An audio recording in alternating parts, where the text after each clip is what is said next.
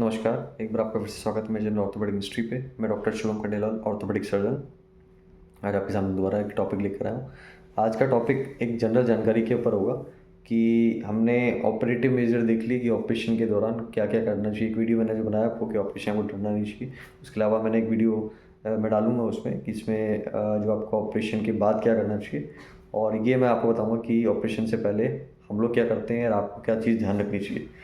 ठीक है? तो अगर मान लीजिए कोई भी पेशेंट आ रहा है ऑपरेशन से पहले, तो उससे पहले क्या होता है, सबसे पहले इमरजेंसी से अगर हमारे पास पेशेंट आता है, सपोज़ कोई भी पोस्ट ट्रॉमेटिक पेशेंट है, जिसको चोट लगी, तो वो आके भर्ती हो वो आता है, उसको हम देखते हैं, उसको हम स्टेबलाइज़ करते हैं उसको, है ना? उसके हीमोग्लोबिन वगैरह होता है, ब्लड वगैरह ज़रूरत है कि नहीं है, सलाइन चढ़ाते हैं, ये सब चीज़ें जो फ्लूइड्स वगैरह हम देखते हैं, है ना? पेशेंट शॉक में तो नहीं है, पर्टिकुलर चीज़ एड्रेनलिन वगैरह उसको दिया जाता है अगर पेशेंट शॉक में है तो, नॉरेड वगैरह चलाया जाता है शॉक में पेशेंट तो, है ना? बीपी मेंटेन रहना चाहिए, पल्स रहनी चाहिए, कोई पैर की चोट लगी है तो वहाँ पे खून की नली चल रही है नहीं चल रही, ये सब देखा जाता है, इमरजेंसी के अंदर ही देखते हैं हम।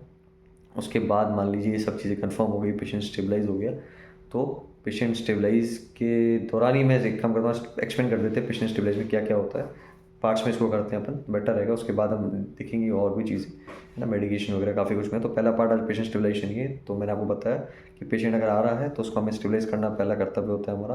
उसकी जी भी जितनी भी तरह की चीज़ें जो भी मैंने बताई आपको, वो सब की जाती है।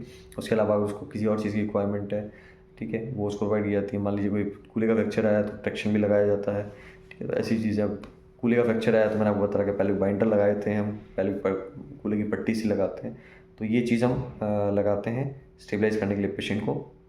उसके बाद मान लीजिए कोई खुली चोट है, तो उसी घाव को हम अच्छे से सलाइन वगैरह से साफ़ करते हैं। आप पूरा अच्छे से घाव की सफाई करके उसको दोबारा बंद करते हैं। ये सब हम काम इमरजेंसी में करते हैं, और हाँ, दर्द का इंजेक्शन देने के साथ ही हम ये काम करते हैं।